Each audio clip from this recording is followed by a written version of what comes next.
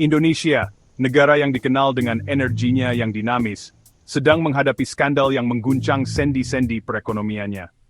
Di tengah badai ini adalah Pertamina, raksasa minyak dan gas bumi milik negara, yang merupakan pilar penting bagi perekonomian Indonesia. Tuduhan korupsi yang mengakar, penyalahgunaan label bahan bakar, dan jaringan penipuan yang rumit telah membuat negara ini terguncang. Skandal ini tidak hanya mengungkap potensi penyelewengan keuangan, tetapi juga mengikis kepercayaan publik terhadap lembaga yang memengaruhi kehidupan jutaan orang Indonesia setiap harinya. Lingkup dugaan korupsi ini sangat mengejutkan, mencapai tingkat pimpinan tertinggi Pertamina. Skandal ini menjadi pengingat nyata akan kerentanan dan bahkan lembaga yang paling mapan sekalipun terhadap cengkeraman korupsi yang berbahaya. Seiring berjalannya investigasi, bangsa ini menunggu dengan napas tertahan, berharap keadilan dan pertanggungjawaban ditegakkan. Skandal Pertamina menjadi simbol kuat dari tantangan yang dihadapi Indonesia dalam perjuangannya melawan korupsi. Ini menggarisbawahi kebutuhan mendesak akan transparansi, akuntabilitas, dan perilaku etis yang lebih besar, tidak hanya di dalam Pertamina, tetapi di semua sektor masyarakat Indonesia.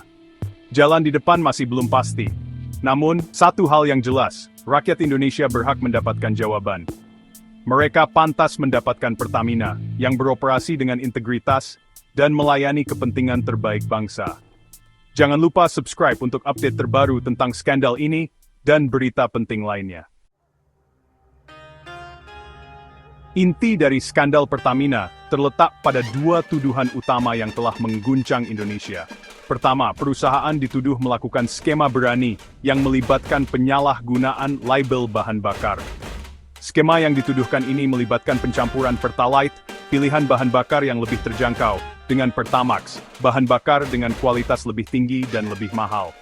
Manipulasi semacam itu, jika terbukti benar, menunjukkan pengabaian terang-terangan terhadap hak konsumen, dan menimbulkan kekhawatiran tentang potensi kerusakan pada kendaraan. Kedua, Pertamina terlibat dalam skema impor minyak mentah internasional yang rumit.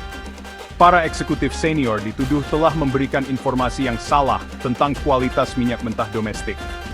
Penyajian yang salah ini, menurut para penyidik, merupakan langkah yang diperhitungkan untuk membenarkan impor minyak mentah yang lebih mahal dari pasar internasional.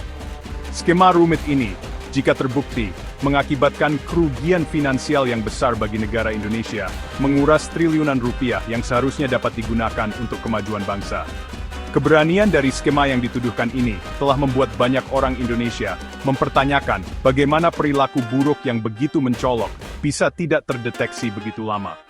Skandal ini telah mengungkap potensi celah dalam pengawasan dan regulasi badan usaha milik negara, menimbulkan pertanyaan tentang efektivitas perlindungan yang ada.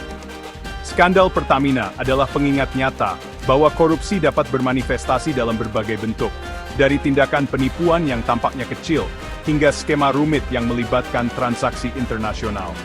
Ini menyoroti perlunya kewaspadaan terus-menerus dan mekanisme yang kuat untuk mencegah, mendeteksi, dan menghukum korupsi di semua tingkatan.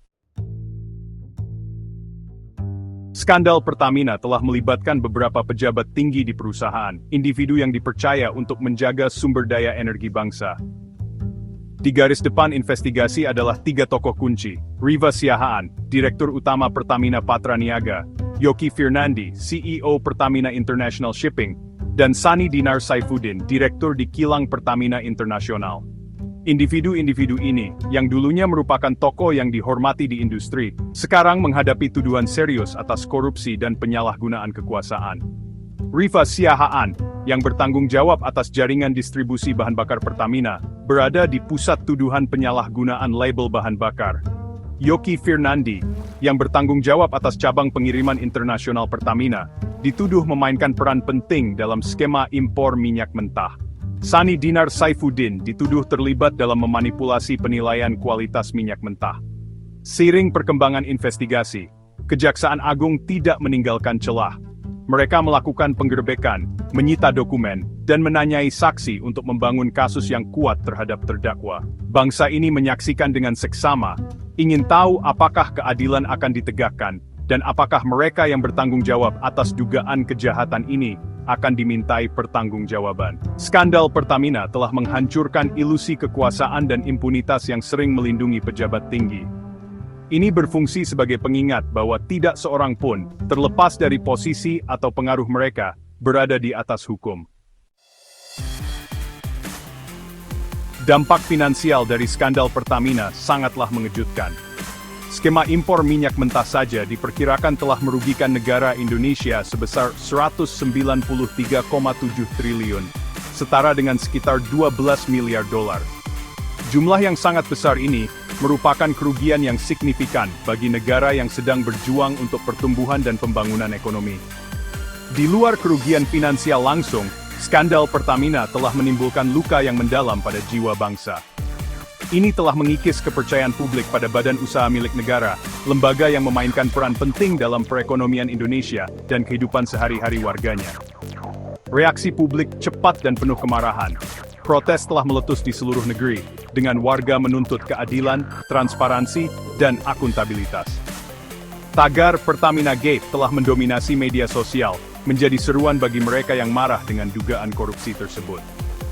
Skandal Pertamina menjadi pengingat nyata akan efek korosif dari korupsi. Ini menyoroti bagaimana tindakan semacam itu tidak hanya menguras kekayaan nasional, tetapi juga merusak tatanan masyarakat dengan mengikis kepercayaan, memicu sinisme, dan menghambat kemajuan. Jalan menuju pemulihan akan panjang dan sulit,